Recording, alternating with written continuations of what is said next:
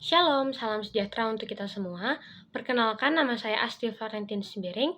Saya dari kelas 11 IPA 1 dan kali ini saya akan mengerjakan tugas PPKN tentang bab 6, yaitu memperkukuh rasa persatuan dan kesatuan dalam NKRI. Nah, sebelumnya kita semua menyadari dan mengetahui bahwa di Indonesia terdapat banyak sekali perbedaan, mulai dari perbedaan suku, agama, ras, budaya, golongan, dan lain-lain. Namun, dalam perbedaan itu, kita disatukan dalam ikatan NKRI, sehingga Indonesia menjadi satu kedaulatan negara yang utuh. Dan kita masuk ke bagian yang pertama, yaitu makna persatuan dan kesatuan. Nah, persatuan dapat dikatakan sebagai digabungkannya berbagai macam perbedaan sehingga menjadi satu kesatuan.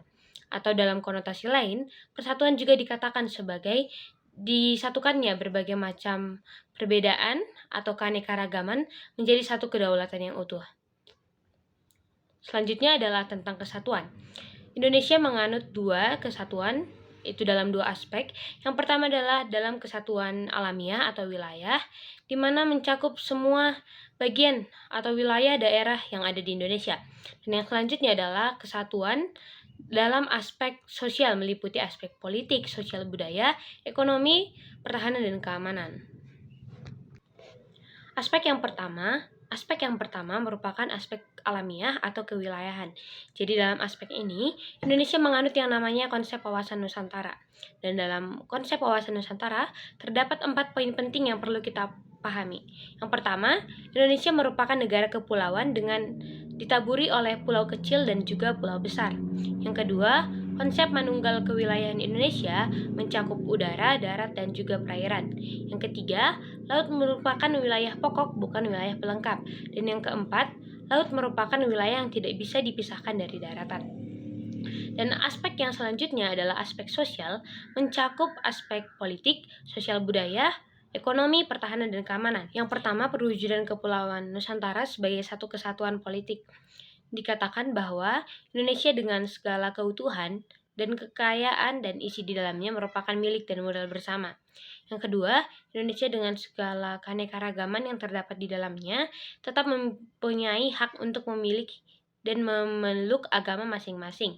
Yang ketiga, secara psikologi, masyarakat Indonesia harus merasa senasib, sepenanggungan, dan setanah air. Dan yang keempat, satu-satunya ideologi yang dianut oleh bangsa Indonesia adalah ideologi Pancasila dan tidak ada ideologi lain selain Pancasila. Dan yang terakhir, kehidupan berpolitik pada masyarakat Indonesia diatur dalam Undang-Undang 1945.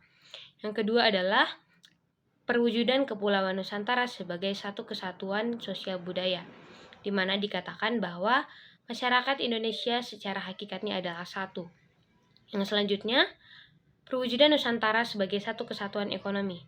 Jadi poin penting yang kita dapat dari sini adalah pemerataan ekonomi di Indonesia harus berkembang secara merata tanpa menghilangkan ciri khas suatu daerah untuk mengembangkan ekonominya. Dan yang terakhir adalah perwujudan Kepulauan Nusantara sebagai satu kesatuan dalam pertahanan dan keamanan. Jadi, poin penting dari sini adalah segala ancaman yang terjadi dalam suatu wilayah Indonesia merupakan ancaman bagi seluruh Indonesia dan bukan hanya pada wilayah tersebut. Dan setiap warga negara Indonesia mempunyai hak yang sama untuk melakukan pembelaan negara. Dan konsep yang selanjutnya adalah konsep integrasi nasional. Jadi konsep integrasi nasional merupakan proses penyesuaian atau penyelarasian di antara perbedaan menjadi satu kesatuan. Nah, jadi ada beberapa pokok poin integratif atau yang menjadi pemersatu bangsa Indonesia. Yang pertama adalah Pancasila, yang kedua adalah Undang-Undang Dasar 1945, yang ketiga adalah Sangsaka Merah Putih, yang keempat adalah Bahasa Indonesia, yang kelima adalah Lagu Kebangsaan Indonesia Raya, dan yang keenam adalah Sumpah Pemuda. Konsep yang selanjutnya adalah konsep nasionalisme, di mana di konsep nasionalisme dikatakan bahwa kesetiaan tertinggi terletak pada negara. Dan konsep nasionalisme ini berdiri pada 20 Mei pada tahun 1908 saat didirikannya organisasi Budi Utomo. Dan yang selanjutnya adalah konsep patriotisme, di mana konsep patriotisme ini tidak beda jauh dengan konsep nasionalisme, di mana patriotisme dikatakan bahwa seseorang yang mampu berkorban dan rela mengorbankan apa saja untuk kepentingan bersama. Jadi, ada ciri-ciri orang yang menganut konsep patriotisme. Yang pertama adalah rela berkorban, yang kedua cinta tanah air, yang ketiga tidak pantang menyerah, yang keempat jiwa pembaharu. Yang selanjutnya atau yang B, bagian B adalah kehidupan bernegara dalam kesatuan NKRI. Jadi seperti yang kita ketahui pada pasal 1 ayat 1 dikatakan Indonesia merupakan negara kesatuan yang berbentuk republik.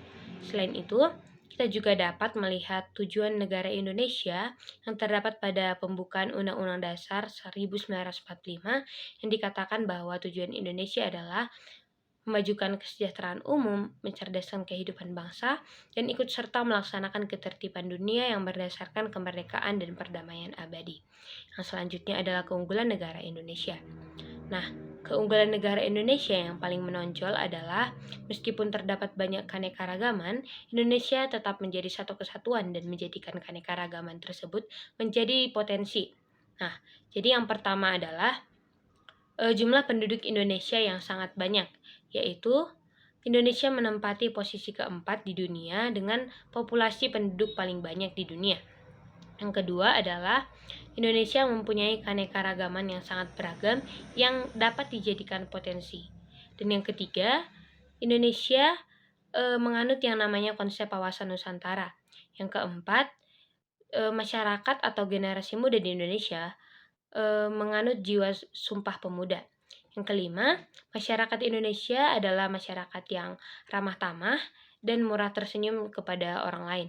Yang keenam adalah letak Indonesia yang sangat strategis. Yang ketujuh adalah keindahan alam Indonesia yang sangat banyak. Dan yang kedelapan adalah wilayah Indonesia yang sangat luas. Dan yang kesembilan adalah tanah Indonesia yang subur. Dan yang kesepuluh yang merupakan suatu kesalahan pada buku paket adalah dikatakan bahwa Candi Borobudur merupakan keajaiban dunia yang terdapat di Indonesia. Namun perlu kita ketahui bahwa Candi Borobudur tidak pernah masuk ke dalam salah satu keajaiban dunia. Yang selanjutnya adalah faktor penghambat terjadinya kesatuan dalam NKRI. Nah, ada faktor-faktor yang memicu terjadinya perpecahan atau tidak terjadinya kesatuan dalam NKRI. Yang pertama adalah keanekaragaman. Nah, keanekaragaman ini juga menjadi ancaman apabila kita sebagai masyarakat Indonesia tidak saling menghormati dan juga mentoleransi satu sama lain sehingga timbulnya perpecahan. Yang kedua adalah geografi. Kondisi Indonesia atau letak Indonesia yang berbeda juga dapat memicu timbulnya perpecahan antar negara.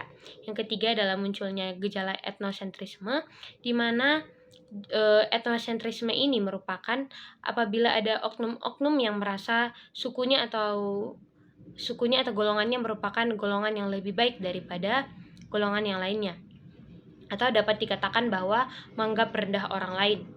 Yang selanjutnya adalah pembangunan yang tidak merata, di mana jika